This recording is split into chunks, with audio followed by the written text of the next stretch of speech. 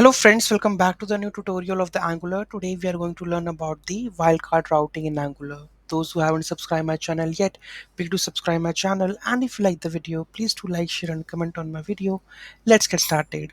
Wildcard routing in Angular allows the developers to handle the undefined unknown routes effectively. When a user navigates to the URL that doesn't match any defined routes, wildcard route act as a fallback, either displaying a designated component like 404 error page or redirecting to the another route. Key uses: handling 404 errors, creating custom 404 pages to guide users back to the valid parts of the application when they access a non-existing route. Dynamic content: serve dynamic content by using wildcard routes as a placeholder for the URLs, like loading the blog post or the articles in a content management system. So let's create the force. How we can use it, let's have a look. So let's create a 404 not found page. If I go to my application, here you can see currently it says that whenever I write something, what will happen? It says cannot get, right? In that node, what we can do, we can add a not found page.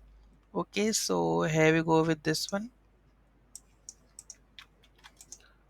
So let's add this. Okay, and now we are going to import this.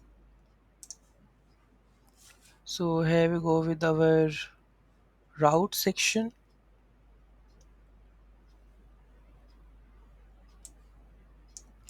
App routes, let's import a not found component. Okay, let's use the wildcard for this. Okay, that should be defined by double asterisk.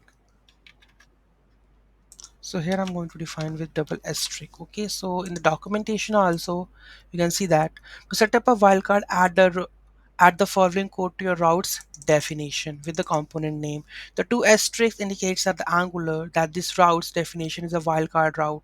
For the component property, you can define any component in your application. Common choices includes application specific page not found component, which you can define a display 404 page to your users or redirect to the application main component. A wildcard route is the last route because it matches any URL. Okay, so this is done. Let's run this and just serve. Let's open the link. Here you can see that. So by default here you can see not found. Previously you can see that we have this one, cannot get, cannot this. Now here you can see that when we come to the main page, here you can see that it renders the Angular route app first, second, and not found works because the URL is not founding. If I just add anything over here, you can see that not found. Okay, so this is how the wildcard route works. Any doubt, any query in that, do let me know in the comment section. Thank you so much for watching this video. Have a great day.